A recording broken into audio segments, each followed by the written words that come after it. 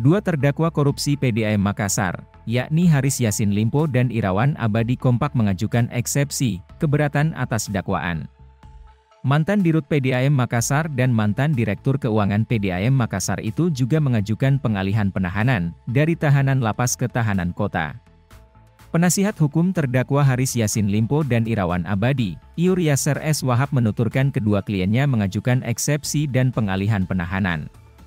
Hal ini dikarenakan dakwaan JPU dianggap keliru. Jadi dari beberapa dakwaan yang tadi kita dengar itu, ada beberapa hal yang menurut kita itu tidak surat dakwaan itu mengisi belum pantas sebenarnya untuk diajukan.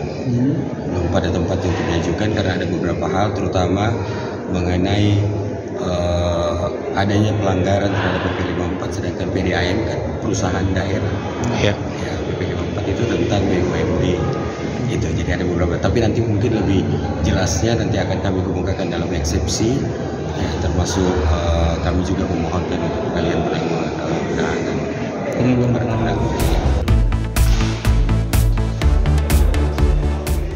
Yasser menjelaskan meski dia menangani perkara terdakwa Haris Yassin Limpo dan Irawan Abadi, ada perbedaan jumlah penasihat hukum. Untuk perkara terdakwa Irawan Abadi dibawahi langsung oleh timnya dengan jumlah 8 orang pengacara. Sedangkan untuk terdakwa Haris Yassin Limpo ada 16 orang pengacara.